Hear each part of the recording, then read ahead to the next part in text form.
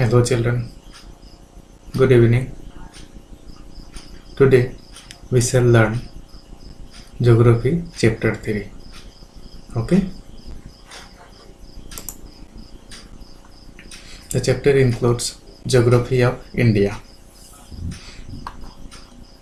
In this chapter we will discuss about the introduction of India, location and size of India, physiography of India and its division, climate of India, vegetation of India and their types, growth and distribution of population of India, migration, introduction to Indian economy and political divisions of India. Okay, so first we shall discuss introduction of India. As we know that India is an important country situated in the northern hemisphere of the earth. It is situated in the northern hemisphere. This country lies in the continent of Asia and it is the largest democratic country in the world. It is full of diversities. Such diversities are apparent due to its various climate, physical environment and socio-economic conditions.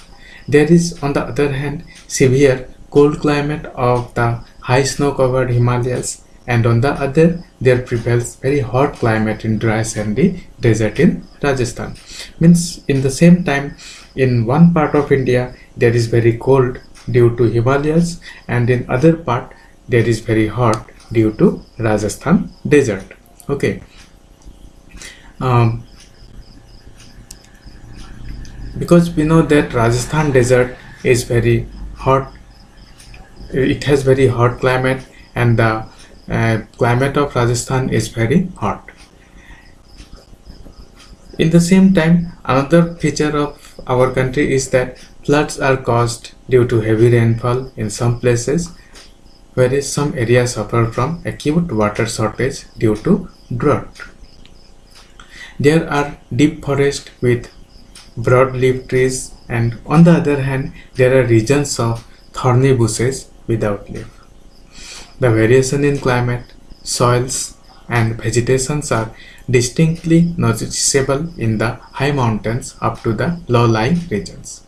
The Indian landmass has diversities characterized by various landforms of mountains, hills, plateaus, plains, floodplains, etc. Such physical diversities have also brought about social and economic variations in the country.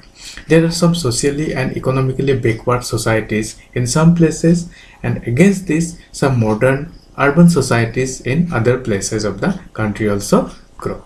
In India, there are different societies of various human groups with varying languages, dresses, food habits and social customs. Such diversities are the main characteristics of Indian society and culture.